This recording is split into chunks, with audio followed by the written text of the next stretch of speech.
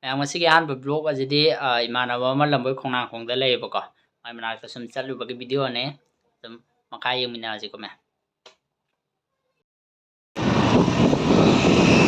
Now je college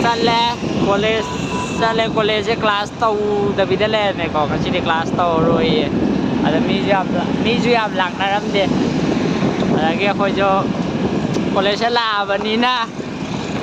Cái nó cánh tông tapi dah tu tan na ko cái nó đi chat lagi na na mama na moi khong na khong dalai mai mana ka sali mai mana mang yum ju khang de ada mana location thare ko kala ga mana kai tau rei ako kai tau rei kari ulai ha ba do yeng ge ko mai yum chat pa han ma ne ko ana ade kan yo re sana kai thien yo de da ge uri bo Ren short phao tu ga là mới con nào cũng cặp sẵn lại đi co. Bất bật ra mình ra cùng đi co. Ren nắp số đi. Ren nắp số đi. Bây giờ sẽ làm bơi con nào không?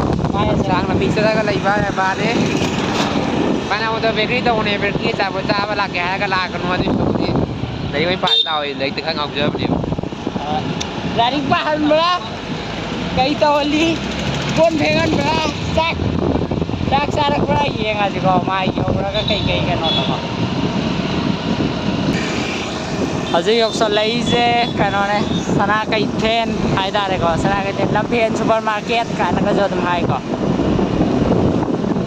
e yok sa le ko si dai do ko kan lai na ri ko ko yam pam ama da ba yo me ko moi je lai je party hoi lai da khang ke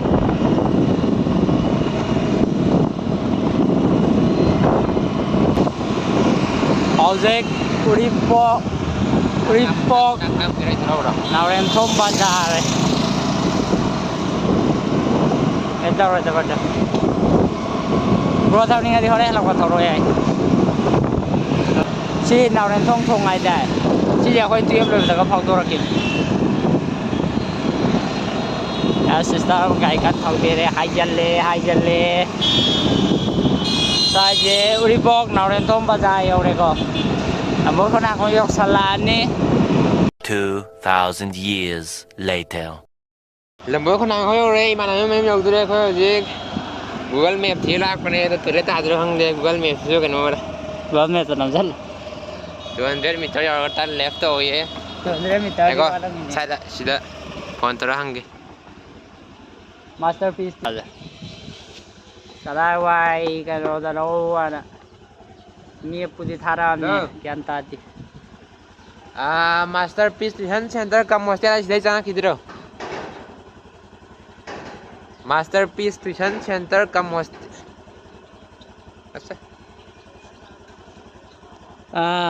Asi la kanu kide lampa kide change Chang kitu wali ya Na ngak tholwayo kanu da thola nang thongan thola kya ran dam chang hai ro changjal le nu ba hai du kem nai te ko dukan ma cha hek le na chong lem nam kang ade ngan am ngai ramani bu ko ma thongan thola ngai le ngai ram ma je camera nam yam ma je hai ba ka thole ba camera nam yam ki kan mane ba do yenge si nam jal laga sao dama ai tao ro hello đi phải không vâng chỉ đây về ngày lên rồi coi ma chứ quỳnh trắng cái đường không này này lại tao là ngày làm mẹ bro tụi nó cái đó mà đấy cái tụi nó bro thôi đó thôi rồi mấy ông khang mình sao dài cái nào mấy ông khang mình sao dài cái nào tôi cái đó là ai năng cái mình pizza rồi tao bắt chuyện mà tao biết à cái thấu tôi nhở không biết thấu rồi đó ngay đấy cái thấu à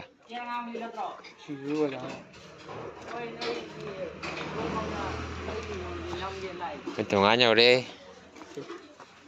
chưa không nên bị cái này chứ xin nhớ có gì tao cameraman man ơi bên này họ gì na muốn làm thiệt là này mới hingon xin lẽ có tao cái hingon post ấy pan thari à mình nó chính nó san thì thế này có post ấy mấy hàng rồi nè anh college đấy là sulit thôi hả đang đi college đấy sao college dress siku kaino natte college dress natte si yon bairo kaino yon bairo kaino ba yamandro sangaman mayam je tawe sangaman ngatani ko Ngade. Hello. Dene. ke pambino sibo Ren to lai rồi. Sai cái chân này rồi. eno re si kai pambino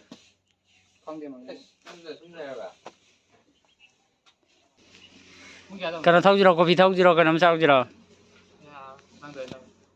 kadar noi si thongan dani kaino nang thokba yadra ba ha kai thapla lagi aja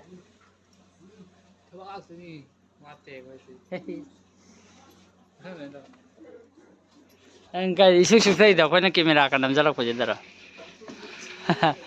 iti te khalu ni daw nang bo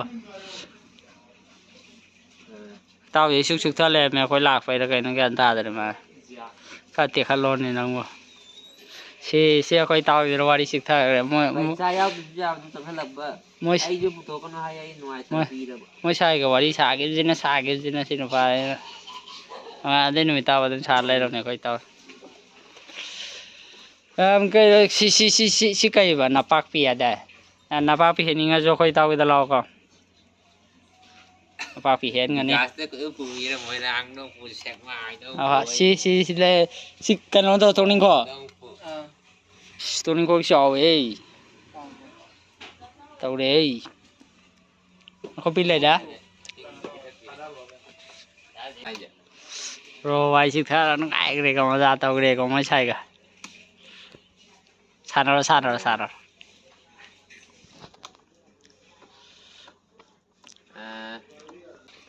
là làm nó nó quay làm sao lại chứ cái Thì cắt pai ki na ma cha tàu le. à đây hello brothers cái này ba thaba khasi lama le được tiền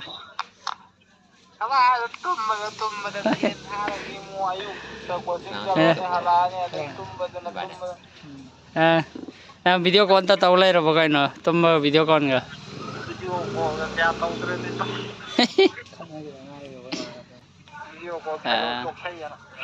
Hai ninh vẫn phải. Hai ninh. A few moments later. làm chú chân của nó Đúng ra cái đập gì đâu. cháu ra bỏ khỏi Chân rồi cái chân không chân rồi gì.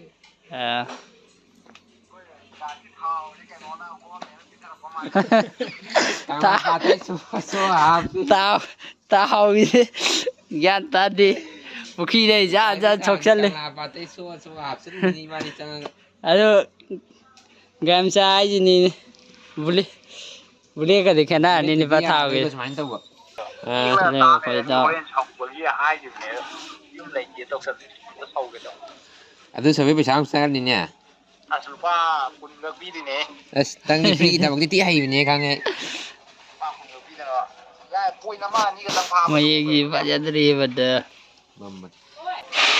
pa không bay xe đến cho cái hành này ayo tao mới biết nó đang là hành cái phong độ cái đã thiên của lấy tiền ayo ai mà nó phải không mà mai puning gì qua thì phong độ ya đấy ai tao nó cái nó bút thôi cái nó khang đi mai si đi vào contract cái gì đi vào không có bút thôi contract cái wari cái tập sale Oje cái nó tao cái hành nó tao cái business lo out there. Sina cái kai sika hetu cái nó tao coi mukbang cái tao gì hay cái hai này cái hai đấy copy thâu gì chú ya đấy Nang picture out there ja. hành là cái mai xin mai mà đang đây cái em gan đấy Ashe man ta da ba. Ashe man ta dai. anh là hello rồi cái thâu đua cái Không mong tôi không để gì chơi đi vào để xong xin luôn đi sẽ là cái nào thấu đều. Đấy cái ngàn tàu có ngọc xin nó ngang. Gì ngang gì khác ngoài đâu mình đang nhiều. Chale bye bye. Cara cái video nằm mà nằm chân rồi. Bener bye bye em terus sekarang terus saya lagi ada. Terus. Cara ba không ba? Jadi làm mới không nào đấy thôi là. Ôi lấy Dùng cặp thật đâu đấy. Ôi, mua vàng tàu gì hát tàu mà cái hai điện nó quay hà lâu rồi có bật được. Mai chaจะขอเสียแค่มากเอางงจริงปูเจ้าจัง Lấy quý lấy am là tiệm à. Sẽ vào đây em ngạc kịp. Ha.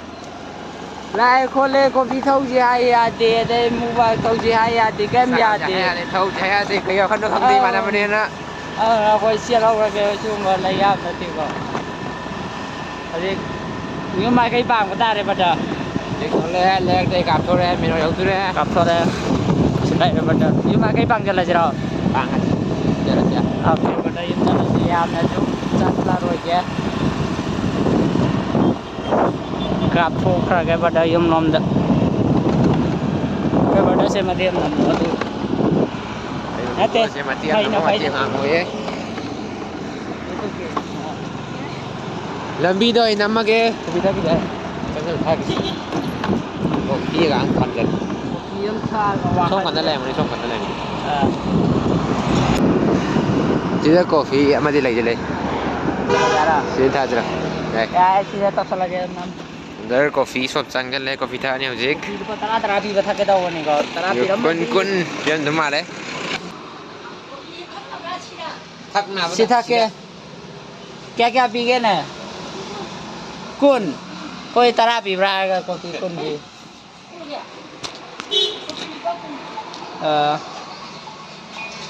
Coi bắt đầu cái phone tao đây, bắt đầu sai phone nhầm tao đây. กี่พันตัวเลยฮะสายยานี่ตัว Ya, sai dah tempat. เลิกเห็นตัวกี่ Ini nak kopi itu.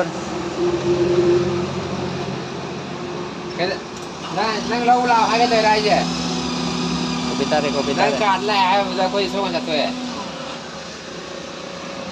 Ini tar. ชิงกี่ได้ตัว Singan tar ini. Kopi antar dia. Ôi, và toàn là cái đi vào đó không bằng đâu. ก็ไม่ได้ชิงกันแต่เนี่ยแบบนั่งนั่งไม่ชิ้นแต่ไปข้างเลย Ai nó messenger lại tao có khăng ngồi rồi. Nang như là sao bài cho rồi. Coi mi bài. Học giống mà đi. Nang siya nga di siya. น่าจะนี่สิจ้าดิ Eh bias. Bro siya siya je. Bo na dia sani ni siya tao ne ba doi. Ai di kaso ade mata kasyam thada ning dia ba na. Kopi ma su je phajare guys. ตัวเอาแค่หรอ Kokoro bada. Us kienge koi ni ke no ji de. Kan ji mo di ne. Pham chal la da. Kopi an thi pa jai chi kopi look se. Sang me am namar. Sarang ini bada. ก็พี่จะกล้าจริงเนาะ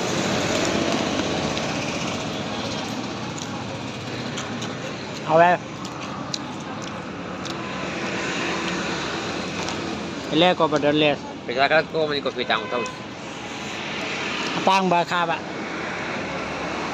ก็พี่ได้คล้าย Phong na ko ayang bali da thôi ya. Ini mana? Hao ro bada. ๆเอาวิ Bada hao ya ga ni hom cha sang rồi đi rồi. Mang dia เดี๋ยว ya. มันทราบไปหันดิ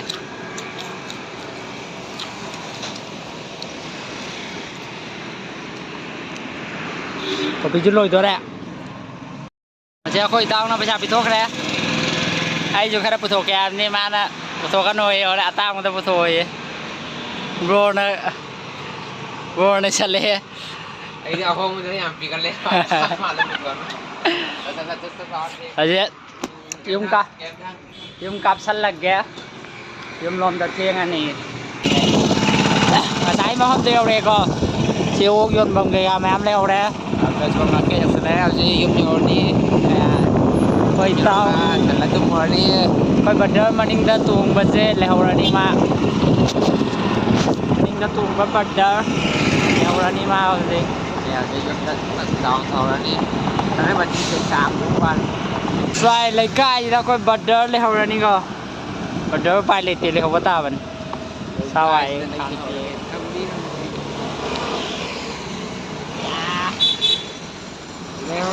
Bro ka namdara mo, bro ka namdara. Profile cho. Yo. Ye bottle ore yum kapsal lani.